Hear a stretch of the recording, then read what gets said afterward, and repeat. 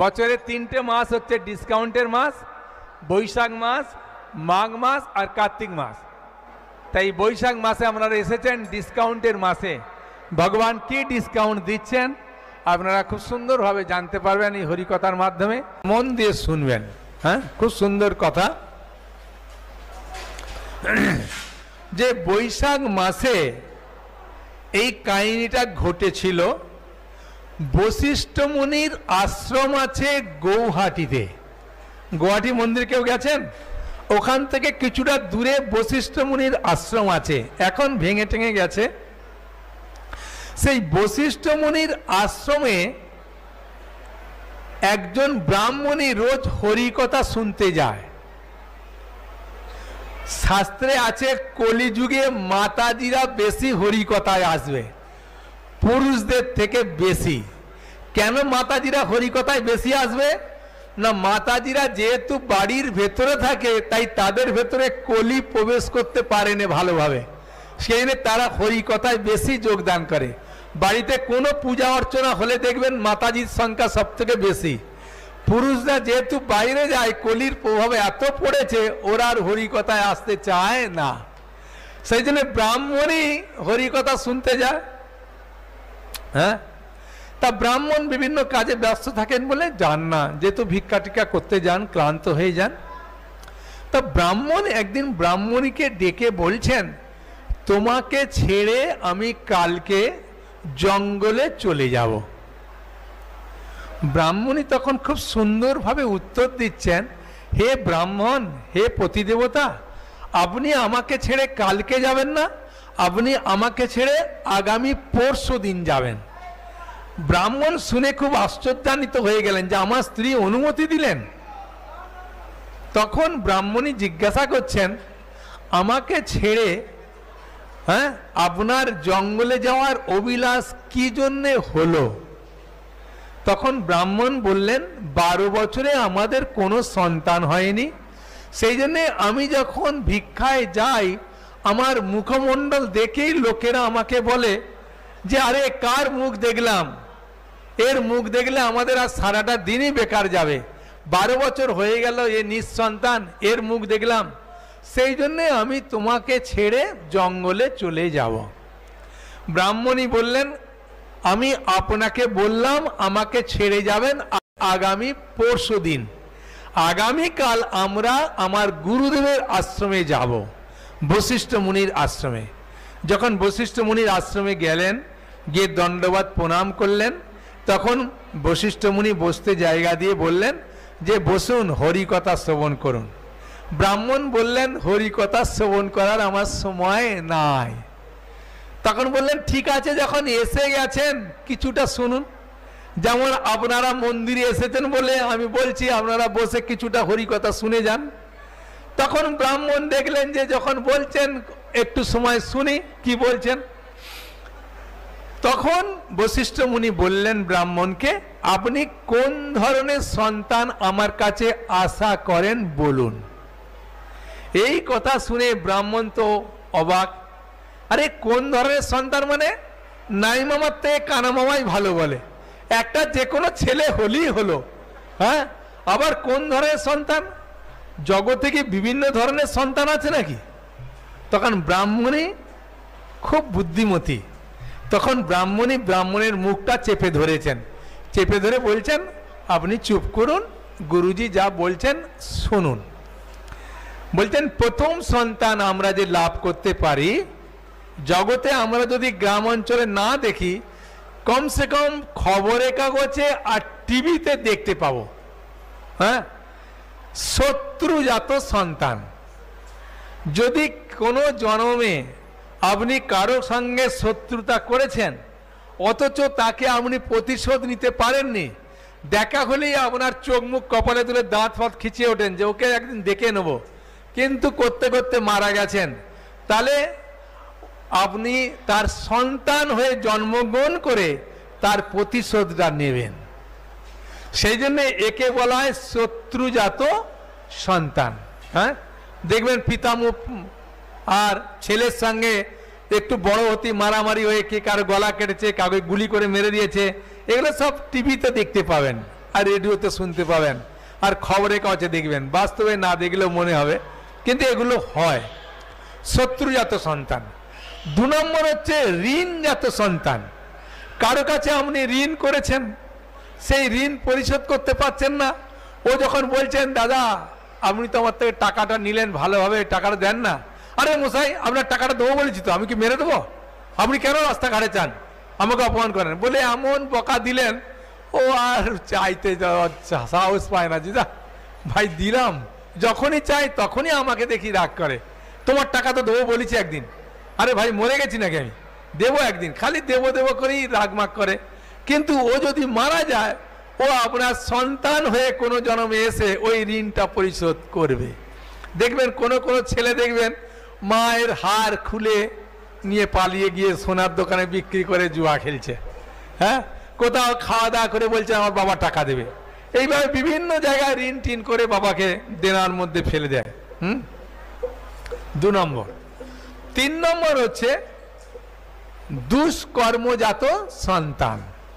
দুষ্কর্মজাত সন্তান মানে আপনি কোনো একটা খারাপ কাজ করেছেন, আমরা ছেলে, সেই খারাপ কাজটা করার পরে আপনি আর বাড়ি থেকে বেরোতে পারছেন না। মনে করুন বাবা মা দুজনেই মাস্টারি, ছেলে দেখা গেল কারো কলা কাঁদি বিক্রি করে জুয়া খেলে দিল, লোকের সামনে আর বেরোতে পারছে না। তোমরা দুজন মাস্টার, তোমার ছেলে কলা কাঁদি বিক্রি করে দিল গোমুখের চুরি করে, হ্যাঁ, কি কারো বউকে নিয়ে পালিয়ে গেল, কারো মেয়েকে নিয়ে পালিয়ে গেল, এমন লজ্জা এমন দুষ্কর্ম করলো, আপনি আর ঘর থেকে বেরোতে পারছেন না। এটা হচ্ছে দুষ্কর্মজাত সন্তান। 3 নম্বর হচ্ছে সুসন্তান। এই সুসন্তান বলার সঙ্গে সঙ্গে ব্রাহ্মণ একেবারে হাত তুলে দিয়েছে। ব্রাহ্মণ হাত তুলে বলছেন, গুরুজি আমার এই সুসন্তানটাই দেন। হ্যাঁ, তখন ব্রাহ্মণই বলছেন, গুরুজিকে বলতে দেন সুসন্তানের কি লক্ষণ। ওই সুসন্তান হলে বাবা মাকে দেখবে, দেখার থেকে সব থেকে বড় জিনিস হচ্ছে কি তার শ্রাদ্ধ শান্তি করবে, গয়ায় পিণ্ডদান করবে। হ্যাঁ, এই শ্রাদ্ধ শান্তি পিণ্ডদানে প্রচুর মাহাত্ম্য। এই সুসন্তান হলে বাবা মার দেখাশোনা করবে, বিশেষ করে মারা যাওয়ার পরে শ্রাদ্ধ শান্তি করবে আর গয়ায় পিণ্ডদান করবে। ব্রাহ্মণ বলছেন ওই সন্তান দেন। ব্রাহ্মণী বলছেন, দাঁড়ান দাঁড়ান গুরুজি, আর কোনো সন্তান আছে? বলছে আছে, আর একটা সন্তান আছে, হচ্ছে উদাসীন সন্তান। উদাসীন সন্তান মানে ও ঘর বাড়ি ছেড়ে দিয়ে ও ভগবানের সাধন ভজনা করার জন্য বেরোবে। বাবা মা গিয়ে মৃত্যুর পর পুত নামক নরকে গিয়ে হাজির হয়, সেইখান থেকে যে পুত্র ত্রাণ করতে পারে তাকে বলা হয় পুত্র। পুত্র কাকে বলে বুঝতে পেরেছেন? যে বাবা মা অনেক সময় আছে, বাবা মাকে পাপ কাজ করতে না হলেও পাপ কাজ করতে বাধ্য হতে হয় সন্তানের জন্যে। যেমন মা দুধের বাটি রেখেছে, পিঁমড়ে অনেক এসে গেছে, মা হট করে কি করলো, দুধের বাটিটা তুলে পা দিয়ে ঘষে দিল পিঁমড়েগুলোকে বাচ্চার জন্যে। এরকমভাবে অনেক অনেক পাপ কাজ আছে যেগুলো করতে বাধ্য। এবং গৃহস্থের ক্ষেত্রে উল্লেখ আছে 5 ধরনের পাপ কাজ আপনা থেকে হয়ে যায়। সে 5 ধরনের পাপ কাজ কি? আগুন জ্বালানোর সঙ্গে সঙ্গে ওই উনানের ভেতরে কোনো কিছু ভাইরাস পোকা মাকড় থাকে, ওগুলো মারা যায়, পাপ হয়। খালি কলসিতে জল ঢালার সঙ্গে সঙ্গে ওতে কিছু ব্যাকটেরিয়া থেকে বিভিন্ন জীবাণু থাকে, মারা যায়, পাপ হয়। শিলনোড়া করলে তাতে পাপ মানে কিছু থাকে, পাপ হয়। ঝাড়ু দিলে পাপ হয়। আর একটা মনে পড়ছে না, এরকম 5 ধরনের পাপ হয়। কারো মনে আছে আরেকটা? হ্যাঁ, এরকম 5 ধরনের পাপ আপনার থেকে হয়। সেই জন্য তাদের পুত নামক নরকে নিয়ে যায়। এরকম নরকের ভাগ আছে, 28টা নরক আছে। যমরাজের বিরাট বড় ডিপার্টমেন্ট। শ্রীমদ্ ভাগবতমে 5ম স্কন্ধে স্পষ্ট করে উল্লেখ আছে এই নরকের বর্ণনা। একজন মাস্টারমশাই আমাকে বলছেন, আচ্ছা সাধু বাবা, আপনাকে আমি একটা ভালোবেসে প্রশ্ন করব। আমি ভালোবেসে আপনি প্রশ্ন করতে পারেন, খারাপ বেসে করতে পারেন, আপনি শাস্ত্রে যা আছে বলবো, বলুন। বলছেন আচ্ছা নরক যে আছে কে দেখেছে? আপনি দেখেছেন না আমি দেখেছি। আমি বললাম খুব ভালো প্রশ্ন, তো কেউ তো দেখেনে। হ্যাঁ, বাহ, খুব সুন্দর। বিষ খেলে যে মারা যাবে, যে মারা যায় ও কি বুঝতে পারে আমি মারা গেছি? বলুন। বলছে না, ও জানে বিষ খেলে মারা যাবে, কিন্তু ও যে মারা গেছে বিষ খাওয়ার পরে ও বুঝতে পারে যে আমি মারা গেছি? আচ্ছা মাস্টারমশাই, আপনাকে আমি আর একটা উদাহরণ দেব। পূর্ণিমা রাত্রিতে যদি একটা দড়ি জড়ানো অবস্থায় থাকে, জয় নৃসিংহদেব ভগবান কি জয়, তাকে আপনি কি বলে মনে করবেন? বলছেন মাস্টারমশাই সঙ্গে সঙ্গে বলছে সাপ। আমি সাপ বলে যদি বস্তু না থাকে আপনি সাপ কথাটা বলতেন? সাপ বলে একটা বস্তু আছে বলেই তো আপনি সাপ কথাটা বললেন। আর সাপ এইরকম জড়ানো অবস্থায় থাকে বলে আপনার সাপ কথাটা মনে এলো। আপনি কেন মনে করলেন না বাঘ, হরিণ, সিংহ? তখন মাস্টারমশাই বুঝতে পারলেন আমি ঠিক নরক বলে উল্লেখ আছে বলে শাস্ত্রে, সেই জন্য শাস্ত্রে উল্লেখ আছে নরক। তখন মাস্টারমশাই খুব খুশি হয়েছেন। তাই 5 ধরনের সন্তান। এখন ব্রাহ্মণ কোন ধরনের সন্তান চাইলেন? হ্যাঁ, সুসন্তান। প্রথম সন্তানের নাম কি বললাম বলুন? প্রথম সন্তান শত্রুজাত। দ্বিতীয় সন্তান কি বললাম? ঋণজাত। তৃতীয় সন্তান কি বলেছি? দুষ্কর্মজাত। 4 নম্বর সুসন্তান। 5 নম্বর উদাসীন সন্তান। হ্যাঁ, বুঝলেন? তখন ব্রাহ্মণ ঘুরিয়ে প্রশ্ন করলেন বশিষ্ঠ মুনিকে, হে মুনিবর, আপনি আমাকে কৃপা করে বলুন, আমি এত সুন্দরী পতিব্রতা সতী নারী আমি কি করে আমার স্ত্রীকে রূপে পেলাম একে, এবং ব্রাহ্মণ ঘরে কিভাবে আমি জন্মগ্রহণ করলাম? কে প্রশ্ন করলেন? হ্যাঁ, ব্রাহ্মণে। ব্রাহ্মণ যে এত সুন্দরী আমি পতিব্রতা নারী কি করে পেলাম তাকে স্ত্রী রূপে? তখন বশিষ্ঠ মুনি ধ্যানের মাধ্যমে জানালেন যে বৈশাখ মাস শেষ হতে 3 দিন বাকি ছিল। আগের জন্মে তুমি শূদ্র বংশে জন্মগ্রহণ করেছিলে। বৈশাখ মাসে কোন ক্রমে একজন সাধু, জয় অষ্টসখী পরিবেষ্টিত রাধা মাধব কি জয়, বৈশাখ মাসে কোন ক্রমে একজন সাধু আপনার বাড়িতে এসে উপস্থিত হয়েছিল। আর এই বৈশাখ মাস 3 দিন শেষ হতে যখন তিনি আপনার বাড়িতে ছিলেন, তখন আপনি খুব সুন্দরভাবে তার হাতে রান্না খেয়েছেন ভগবানের প্রসাদ। 1 নম্বর। 2 নম্বর, আপনি হরিনাম করেছেন। 3 নম্বর, আপনি ভাগবত কথা শ্রবণ করেছেন। 4 নম্বরে আপনি নিরামিষ আহার করেছেন। হ্যাঁ, আর 5 নম্বরে সাধু যখন চলে যায় তখন আপনি তাকে দক্ষিণা দিয়েছেন। এই 5টা কাজ করেছেন। কি খেয়েছেন? সাধু যে রান্না করেছিল, ভগবানকে ভোগ দিয়েছিল, প্রসাদ খেয়েছিল, সাধুর মুখে হরিকথা শুনেছিল, হরিনাম করেছিল। হ্যাঁ, আর কি করেছিল বলুন?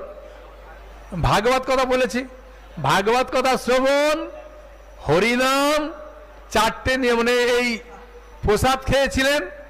হ্যাঁ, সাধু সেবা করেছিলেন।